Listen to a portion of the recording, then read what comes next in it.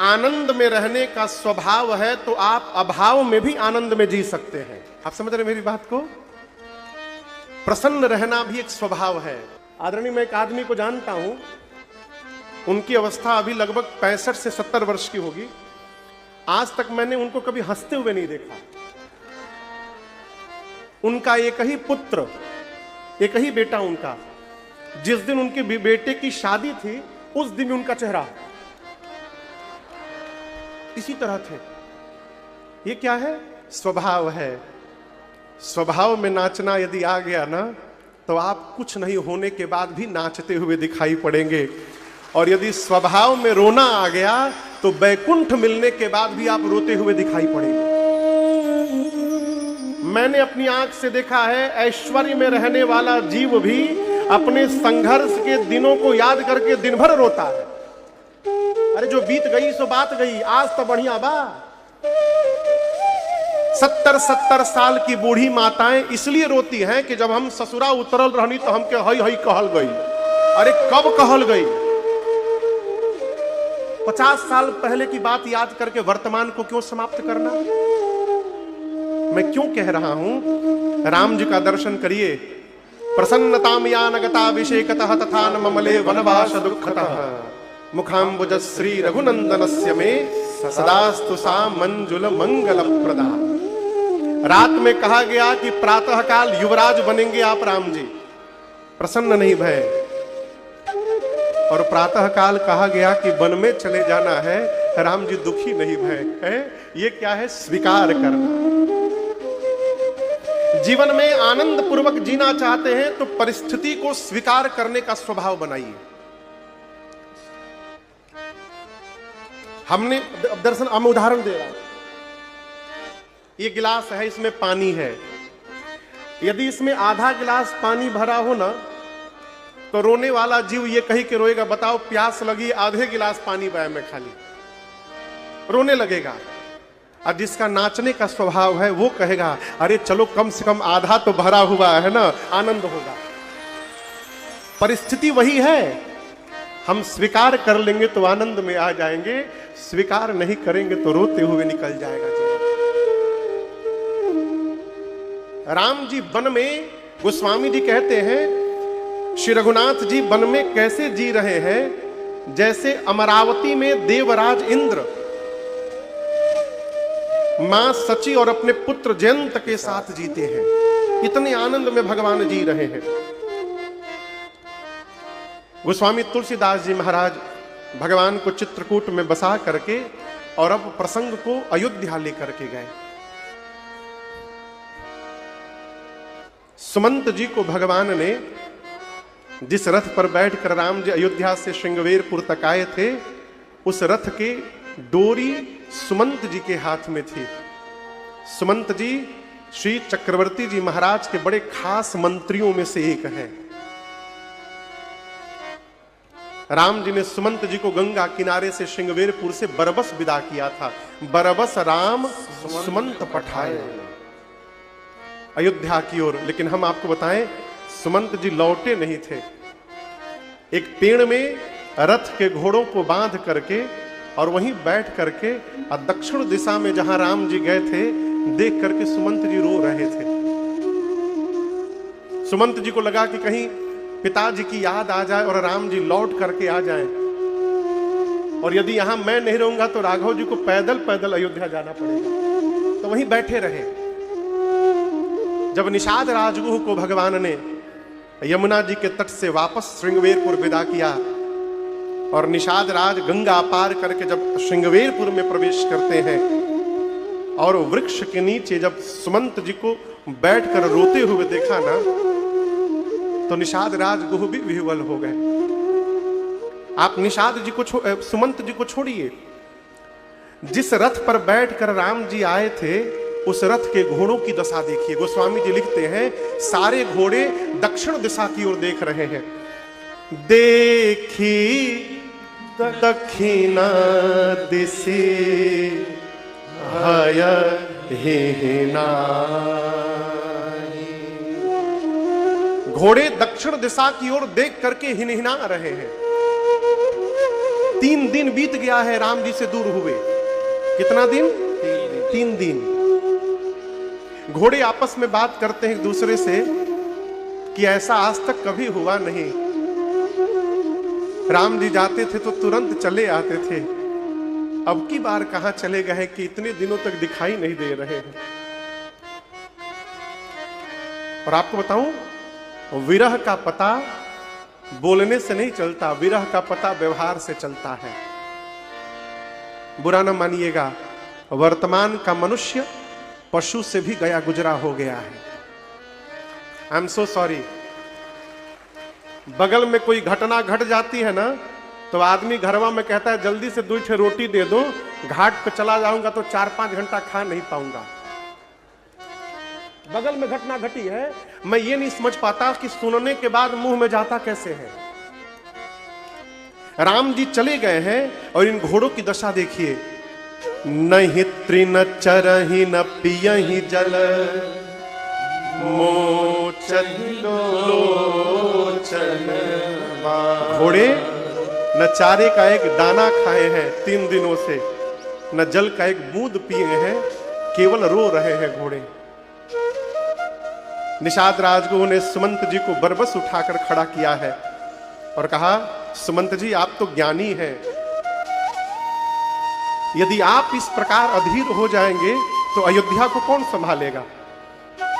बरबस उनको उठा करके रथ पर बिठाया, घोड़ों को निकाल करके रथ में बांधा, सुमंत जी के हाथ में लगाम धराया निषाद राजगुरु ने, लेकिन घोड़े आगे नहीं बढ़ रहे, बार बार पीछे की ओर देखते हैं।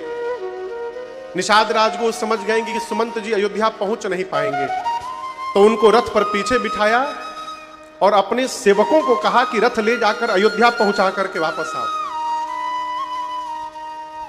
और जैसे रथ श्रृंगवेरपुर से अयोध्या की ओर बढ़ा है,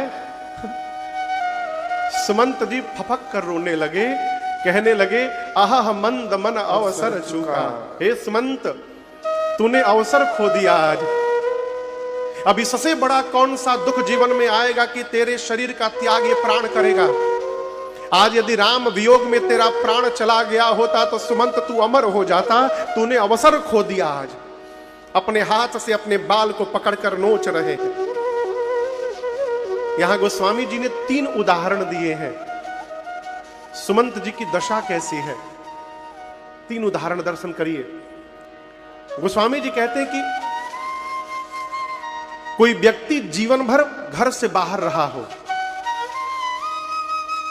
जीवन पर्यंत धन कमाया हो और जीवन भर की कमाई लेकर अंत में अपने घर वापस आ रहा हो, और रास्ते में उसकी कमाई कहीं छूट जाए या खो जाए, तो उस धन के खोने के बाद उस जीव की जो मन की गति होगी, उसी गति में सुमंत जी आज जा रहे हैं।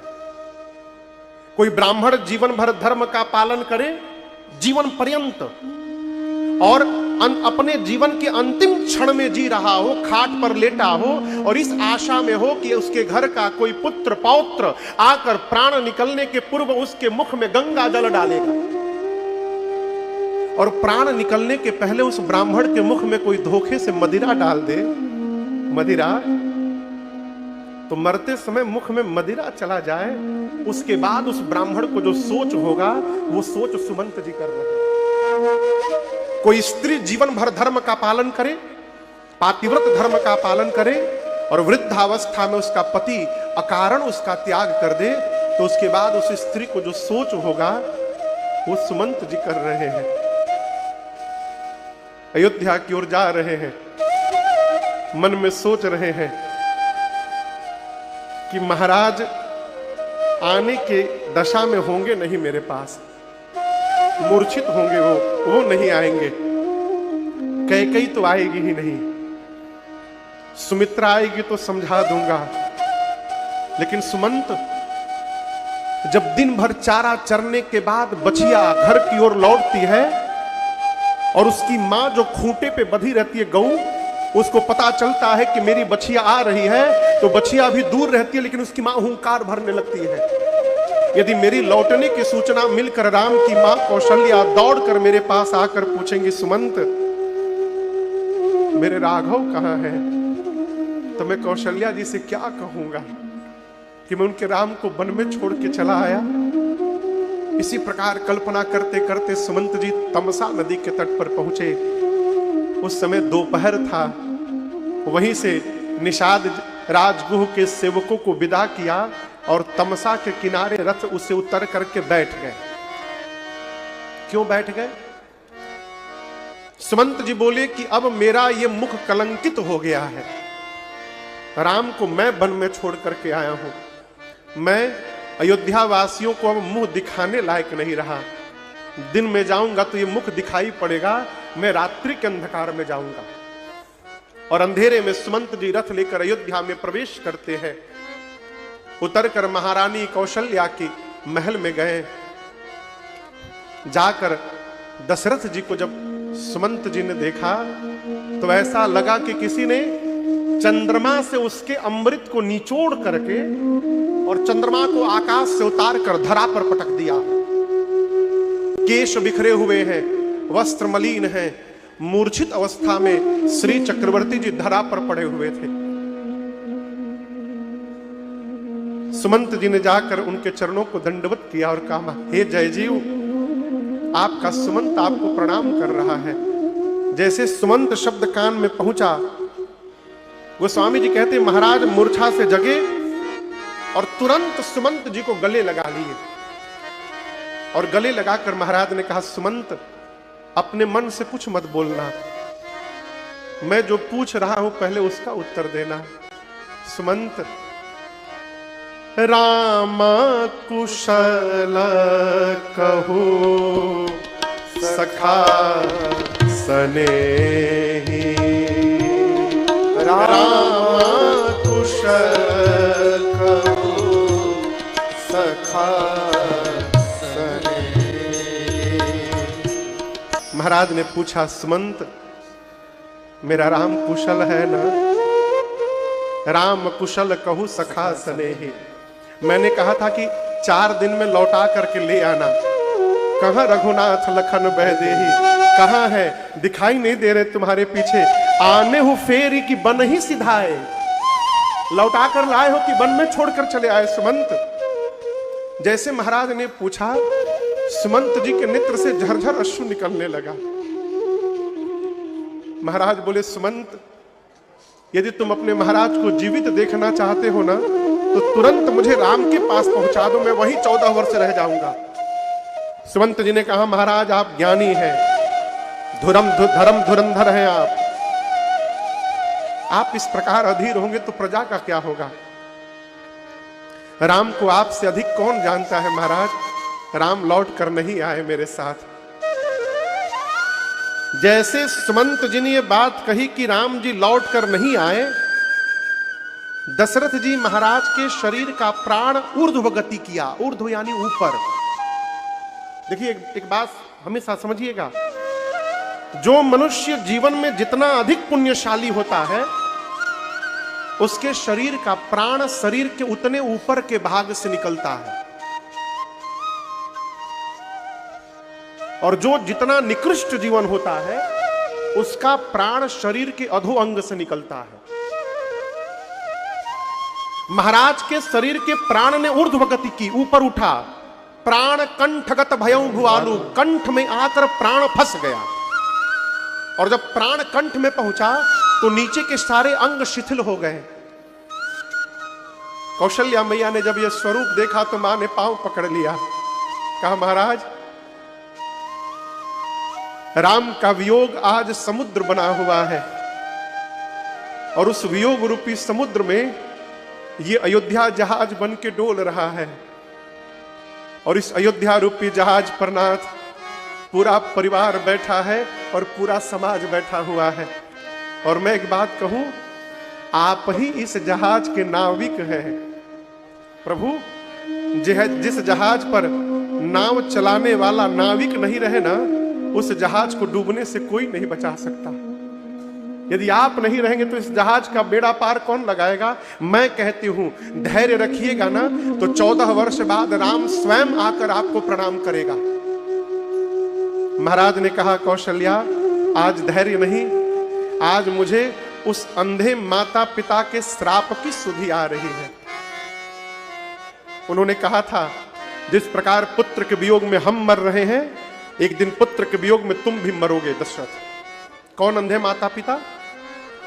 श्रवण कुमार के माता पिता। तापस अंध शाप सुधि आई। और मैं आपको बताऊं, मरने के पहले कौशल्या जी से दशरथ जी ने 2 बात कही थी। क्या? कौशल्या, घर को प्रकाश देने के लिए 3 साधन हैं केवल। कितने साधन? 3। एक सूर्य, दूसरा मणि और तीसरा दीपक। महाराज बोले कि रघुवंश के मणि राम रघुवंश को और अयोध्या को छोड़कर वन को प्रकाश दे रहे हैं। अभी मणि चला गया घर से, और सूर्य वंश का सूर्य मेरे साथ अब डूबने वाला है। सूर्य भी अब अस्त होने वाला है। कौशल्या, इस घर को प्रकाश देने के लिए केवल दीपक बचा है एक। मां ने तुरंत पूछा, प्रभु वो दीपक है कौन? महाराज ने कहा, जाने हूं सदा भरत कुल दीपा। भरत को इस कुल का दीपक समझना और प्रयास करना कि भरत कहीं ना बुझ जाए, फिर इस अयोध्या को कोई प्रकाशित नहीं कर पाएगा। और दूसरी बात महाराज ने कही, कौशल्या मैं तो जा रहा हूं, जब मेरा राम लौट करके आएगा ना, तो मैं जानता हूं वो मेरे वियोग में भोजन नहीं करेगा। और राम की सब सेवा के लिए सीता को समर्पित कराना, लेकिन भोजन कराने का काम सीता पर मत छोड़ना कौशल्या, आप स्वयं करना, क्योंकि राघव भोजन नहीं करेंगे मेरे वियोग में। और जब राम भोजन न करे ना, तो मेरी छवि उनके सामने रख करके और मेरी सौगंध दिला करके उनको बिठा करके भोजन कराते रहना, नहीं तो मेरा राम भोजन नहीं कर पाएगा। ये 2 बात निवेदन करके महाराज बोले, राम आपको देखे बिना मैंने बहुत जी लिया। हे लक्ष्मण, हे जानकी, आपको देखे बिना मैंने बहुत जी लिया। आपको बताऊं, राम जी के जाने के बाद वो अयोध्या की 6वीं रात्रि थी। कौन सी रात्रि थी? 6वीं। महाराज को इस बात की ग्लानि है कि राम को गए 6वीं रात्रि आ गई, अब मेरा प्राण नहीं गया, मेरा प्रेम झूठा हो गया। और मानो मरने के पहले महाराज प्रायश्चित कर रहे हो। एक एक रात्रि के लिए एक एक बार महाराज ने बोला। क्या बोला? राम राम कही, राम कही, राम राम कही, राम तन परिहरि रघुबर बिरह, राम गयऊ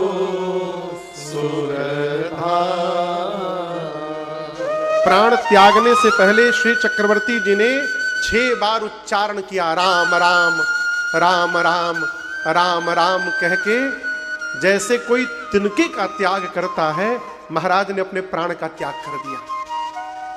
गोस्वामी जी कहते हैं कि महाराज दशरथ जी, जियना मरना फल दशरथ पावा,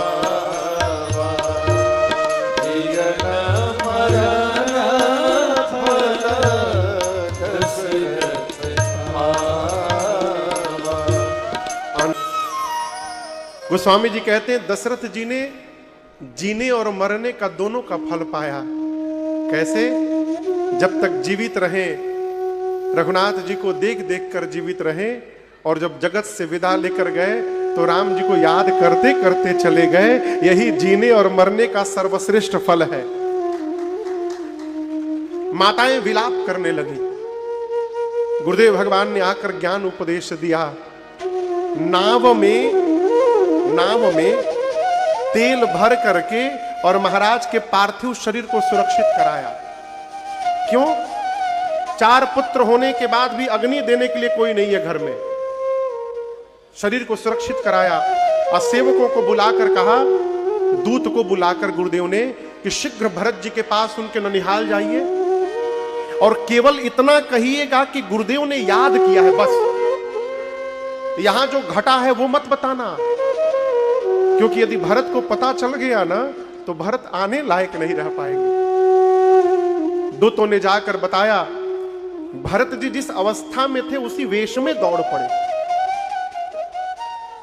अयोध्या पहुंचे, सीधे मां कैकेयी के द्वार पर पहुंचे। मां ने द्वार पर भरत जी की आरती उतारी, दुलार किया, ले जाकर कमरे में बिस्तर पर बिठाया मां ने और भरत से पूछा, भरत मामा के घर सब ठीक है ना? है? वहां ननिहाल में सब ठीक है ना पुत्र? भरत जी ने कहा, मां वहां तो सब ठीक है,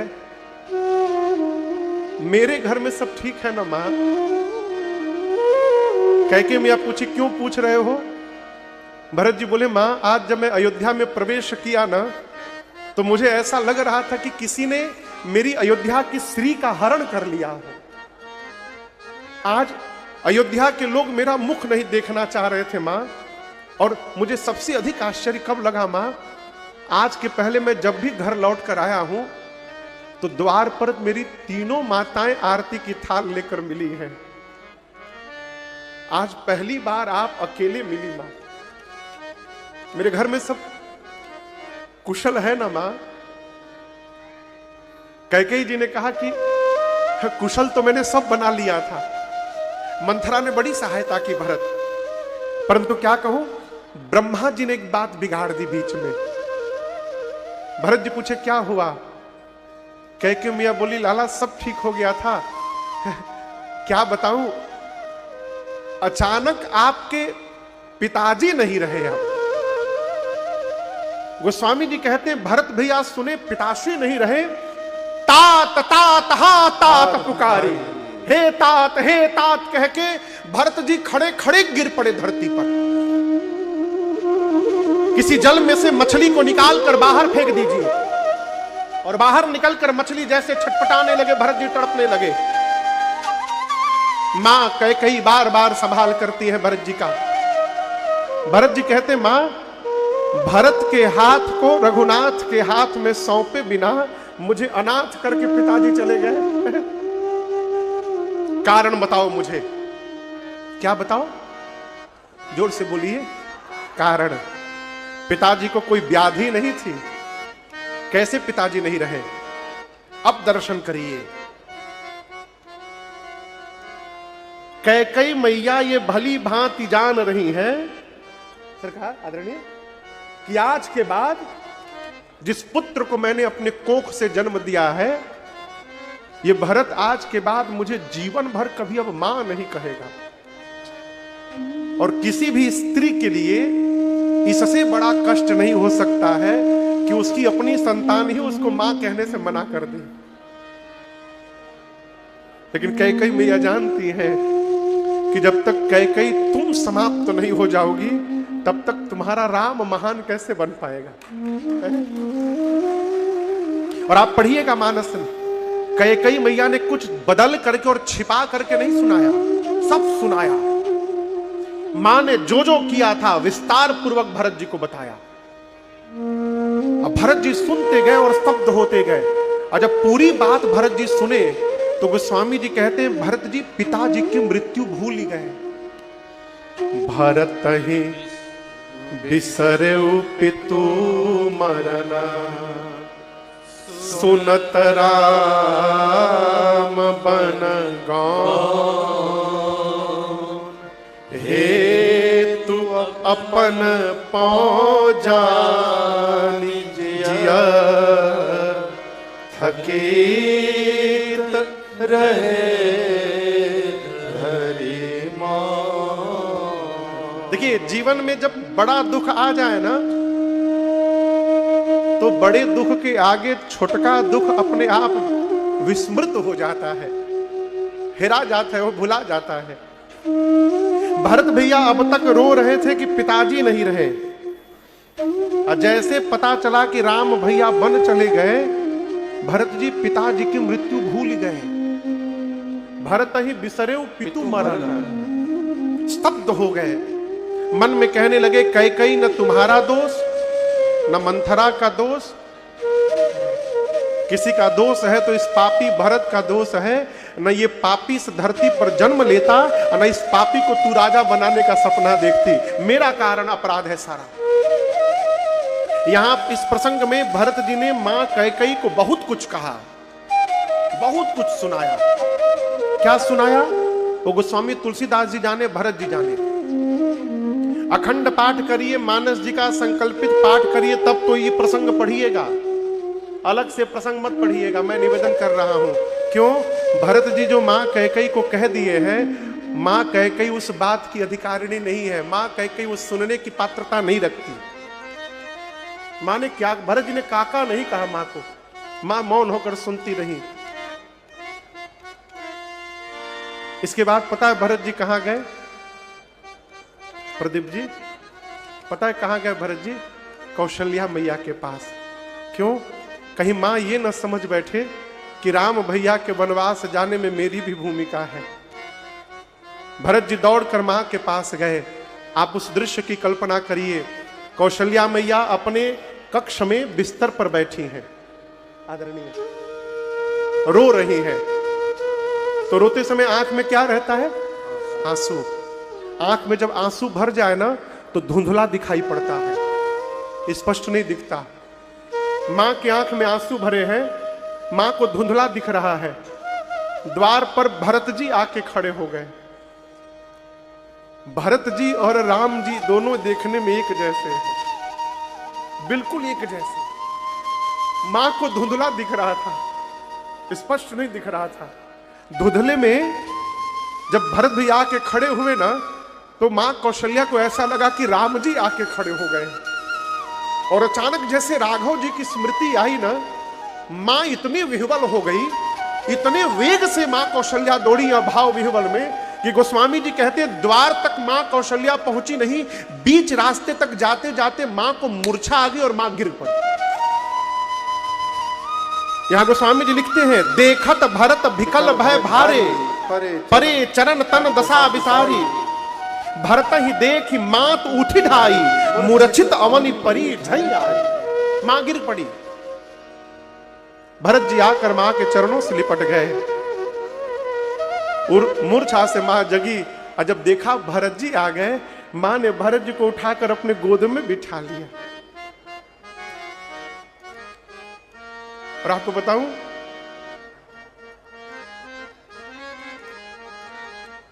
भरत भैया केवल मां की मांग देख रहे थे। यहां गोस्वामी जी लिखे हैं, केवल मां की मांग देख रहे हैं। मां पूछती है क्या देख रहे हो? भरत जी बोले मां अपना दुर्भाग्य देख रहा हूं।